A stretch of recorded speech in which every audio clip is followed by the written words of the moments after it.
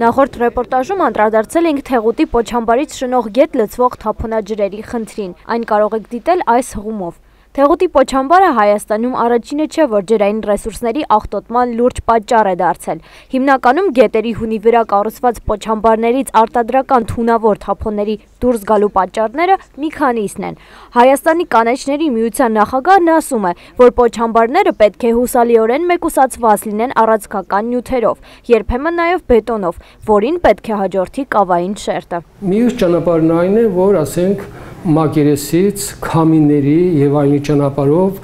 պոչանքը այդ փոշին ուրեմն օդ է բարձրանում։ Մյուսը, որ պոչանքի մեջ կան նաեւ քիմիական միացություններ, որոնք օգտագործվում են ֆլոտացիայի ժամանակ, կորզման ժամանակ, եւ այդ նյութերը ուրեմն գոլորշանում են հենց ջրիկացած վիճակում, երբ որ լցնում են։ Ամենասոսկալին իհարկե պատվարի խնդիրն է։ Լևոն Գալստյանը համահայկական բնապահպանական ճակատ նախաձեռնությունից ուշադրություն է հրավիրում պոչամբարների սեյսմակայունության խնդրի վրա։ Մեր պոչամբարների գերազանց մեծամասնությունը կառուցված է 9 բալանոց սեյսմիկ կոդիներում եւ ցանկացած մի հատ այդպիսի տատանում եւ դրան գումարած նաեւ իրենց ոչ ճիշտ եւ ոչ կայուն կառուցվածքները կարող է բերել լուրջ էկոլոգիական աղետների, որին պետք է շատ լուրջ մոտենալ։ Չնայած հանքշահագործողները պնդում են, որ Հայաստանի մի շարք մեծածավալ պոչամբարներ շահագործվում են հաջողությամբ, բնապահպանները նշում են, որ թերի հաճախ սխալ կառուցվածքների խնդիրներ ունեն դրանցից գրեթե բոլորը, որոնք էլ վթարների պատճառ են դառնում։ Արծվանիկը Զանգեզուրի պղնձամոլիբդենային կոմբինատի հարստացուցիչ ֆաբրիկայի պոչամբարը լցված է մոտ 300 միլիոն տոննա թունավոր զանգվածով։ Ջրի շրջանառու համակարգիչ աշխատելու պատճառով պոչամբարի պարզեցված ջրերը լցվում են նորաշեն, ապա ողջի գետեր, իսկ Գեղանուշի պոչամբարն ունի պատվարի խնդիր։ Խնդիրներ ունեցող պոչամբարների ցուցակը շարունակում է Հանքասարի հարստացուցիչ ֆաբրիկայի պոչամբարը, որի թափոնաջրերը 3 տարի շարունակ լցվում են Գեղի գետ, իսկ Այրի գետն օրինակ լվանալով Դաստակերտի չգործող պոչամբարի թունավոր պարունակությունը տանում լցնում է այն Տոլորսի ջրամբար։ 8 թվին կար Եվրոմիության հատուկ կոնվենցիա պոչամբարների անվտանգության հետ կապված, որտեղ պարզ ասում էր, որ յուրաքանչյուր հանքարդյունաբերությամբ զբաղվող պետք է հանքի նախագիծը ներկայացնելուն զուգահեռ ներկայացնի նաև պոչամբարի խնդիրը եւ միաժամանակ ցույց տա այն ֆինանսական միջոցները, այն տեխնոլոգիաները եւ այն աշխատակազմը, որոնք պետք է պոչամբարը կայուն, ասենք անվտանգ վիճակում պահեն, իսկ հավանական վթարի դեպքում էլ կարողանան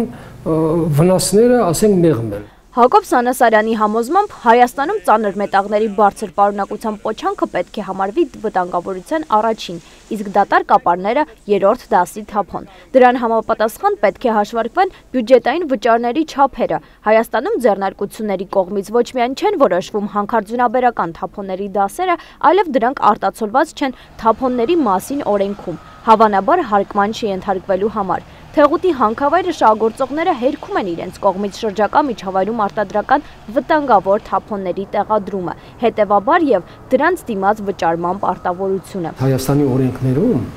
օրինակ թափոնների մասին օրենքում եւ այլն, երբ որ կարդում եք, այնտեղ գրված է, որ հանքարդյունաբերության թափոնները կարգավորվում են մեկ այլ օրենքով,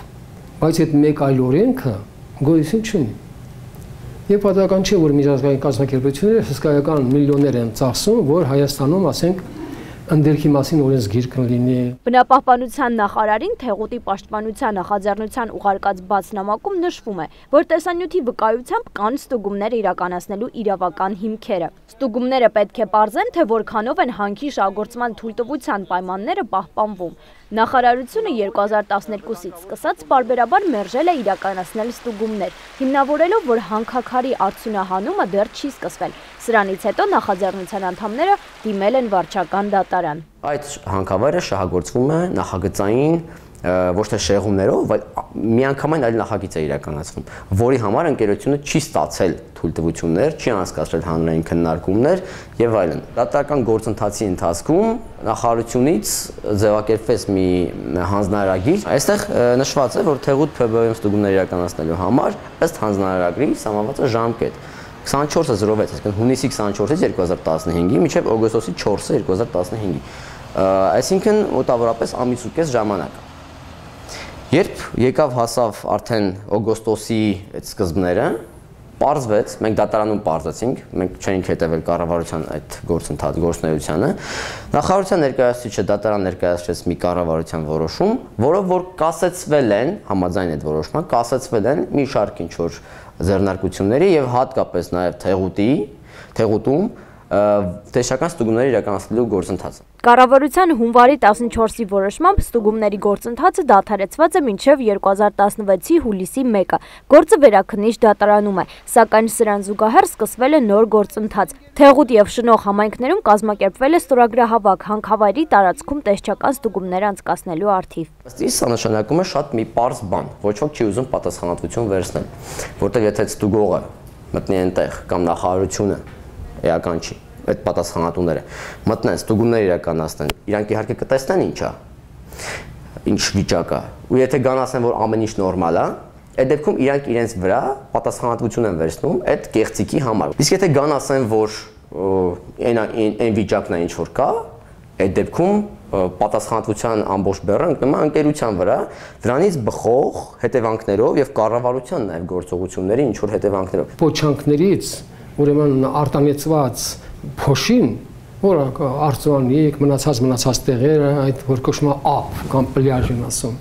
դրանք երբեմն տասնյակ կիլոմետրով են տարածվում, իսկ հետո վերջը նրանք նստում են հողի վրա։ Հողի վրա նստեցին կամ վարելահողեր են, կամ այգիներ են, կամ արոտավայրեր են։ Բնապահպաններն ահազանգում են, մի քանի տասնյակ տարի հետո Հայաստանում չի լինի ոռոգող ջուր։ Հանքավայրերի շահագործման գործընթացում առաջացած բնապահպանական խնդիրները եւ վնասը Հայաստանի բնությանը աստիճանաբար կազդեն նաեւ խմելու ջրի որակի վրա։ Թեղուտի ընկերությունը հավատացնում է, ձեռնարկվել են անհրաժեշտ միջոցներ հարստացուցիչ ֆաբրիկայի շրջանառու ջրի պոմպակայանը լրացուցիչ հզորություններով համալրելու եւ հետագայում նման արտահոսքերը շրջակա միջավայր բացառելու ուղղությամբ։ Սակայն անպատասխան է մնում հարցը, թե արդյոք շնող գետ թափված թափոններն արդեն իսկ բավարար չեն գետը կորած համարելու համար։